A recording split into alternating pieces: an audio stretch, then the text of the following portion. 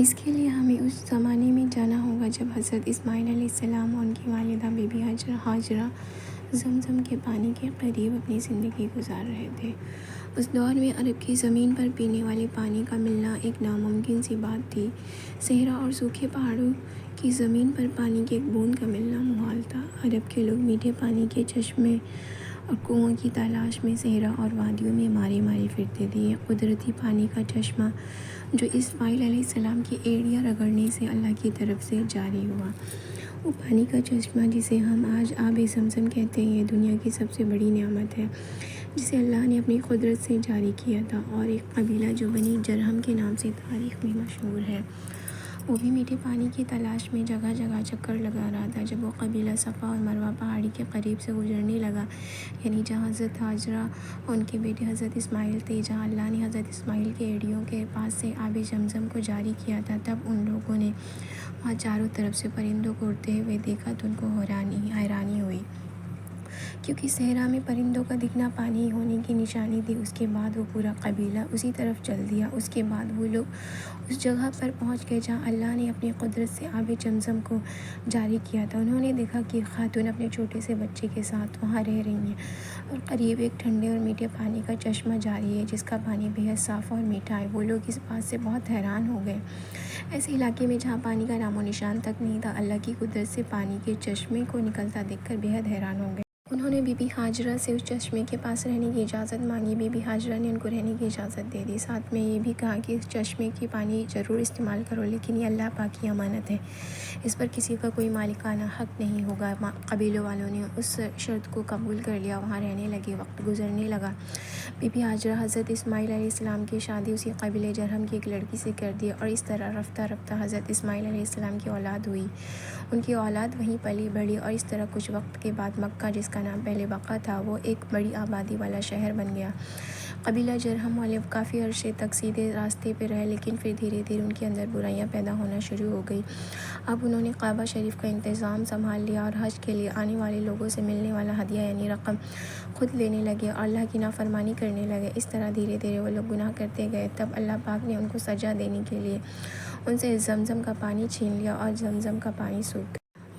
وقت گزرنے کے ساتھ ساتھ زمزم کے نام و نشان تک مٹ گیا۔ اب کسی کو معلوم نہیں تھا کہ یہاں پر کوئی زمزم کا چشمہ ہوا کرتا تھا۔ اسی قبیلے کا ایک شخص جس کا نام مجازن بن عمرو تھا، بہت ہی نیک اور پرہیزگار شخص تھا۔ اس نے وہاں کے لوگوں کو بہت سمجھایا، انہیں اللہ کے عذاب کے بارے میں بتایا، لیکن اس قوم پر کوئی اثر نہ ہوا۔ جب یہ قبیلہ اپنے برے کاموں سے باز نہیں آیا، ایک رات مجازن نے سوچا کہ یہ لوگ جس طرح کعبہ شریف کے پیسوں کو کھانے لگے ہیں، کسی دن یہ لوگ حج کرنے کے لیے آنے والے کی طرف سے چڑھائے گئے قیمتی سونے چاندی بھی چرا لیں گے۔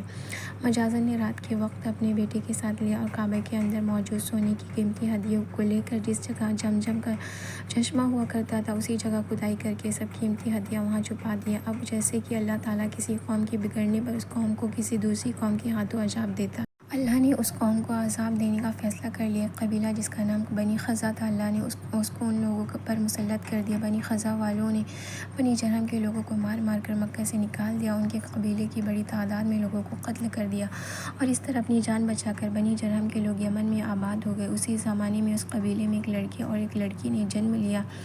لڑکے کا نام اسف بن یالا تھا، لڑکی کا نام نائلہ بنت زید تھا۔ دونوں جب جوان ہوئے تو ایک دوسرے کے عشق میں گرفتار ہو گئے۔ انہوں نے آپس میں ناجائز تعلقات قائم کیے۔ ایک بار دونوں حج کے لیے ایک قافلے کے ساتھ مکہ شریف کے خانہ کعبہ میں ان کو تنہائی ملی تو انہوں نے آپس میں گناہ کرنے کا ارادہ کر لیا۔ جیسے ہی انہوں نے آپس میں گناہ کیا، اللہ کا عذاب ان پر ترنت نازل ہو گیا۔ یہ دونوں فوراً پتھر کے بت بن گئے۔ ان دونوں نے جس جگہ پر گناہ کیا تھا وہ زمین کا سب سے مقدس جگہ یعنی خانہ کعبہ۔ جیسے ہی انہوں نے گناہ کیا، اسی وقت ان کے جسم پتھر کے بن گئے، ان کی روحیں قبض کر لی گئی، گوشت جسم پتھر کے بنتے چلے گئے۔ اس وقت ان کے قریب کوئی نہیں تھا، اس لیے جو کچھ ان پر گزری ہوگی ان کے سوا کوئی نہیں جانتا۔ یہ تاریخ کا انتہائی عجیب و غریب اور خوفناک واقعہ تھا۔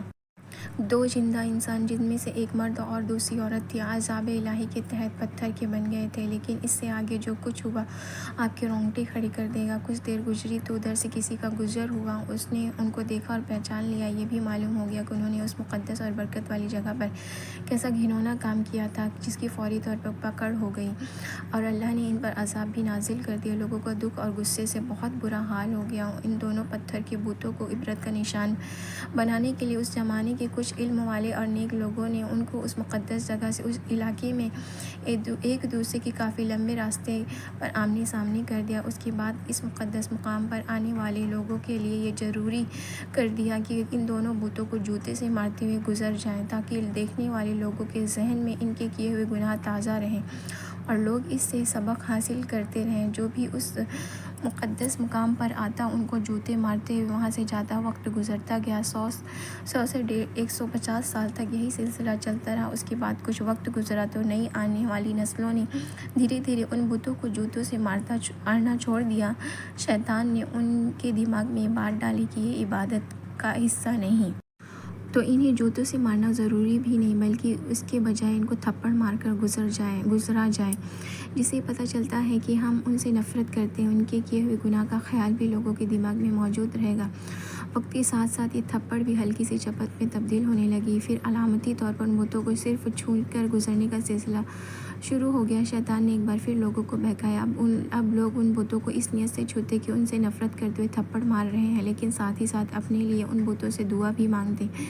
شیطان نے ان کے دماغ میں یہ بات بٹھا دیا، اگر تم ان بتوں کو نفرت سے چھوتے ہوئے دعا مانگو گے تو تمہاری دعائیں جلدی قبول ہوں گی۔ یہاں پر شیطان کی مکاری دیکھیے کہ کیسے دھیرے دھیرے لوگوں کے دماغ کو گناہ کی طرف بدل دیتا ہے۔ جب لوگوں کے ساتھ کچھ اچھا ہو جاتا ہے تو شیطان ان کو سمجھاتا ہے کہ تمہارا یہ کام اسی وجہ سے ہوا ہے، تم نے بت کو چھو کر دعا کی تھی۔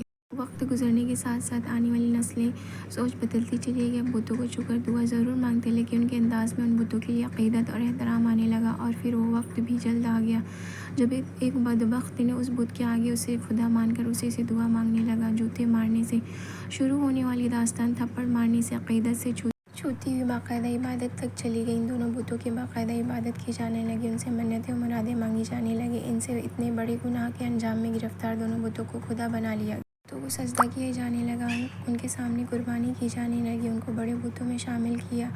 پھر یہ اندھیری رات اور زیادہ گہری ہوتی چلی گئی۔ پھر اللہ نے ہدایت کا سورج طلوع کیا، جس سے پہلے پورا شہر جگمگا اٹھا۔ حضور پاک صلی اللہ تعالیٰ علیہ وسلم ولادت پاک ہوئی۔ آپ دین تبلیغ کا کام شروع کیے۔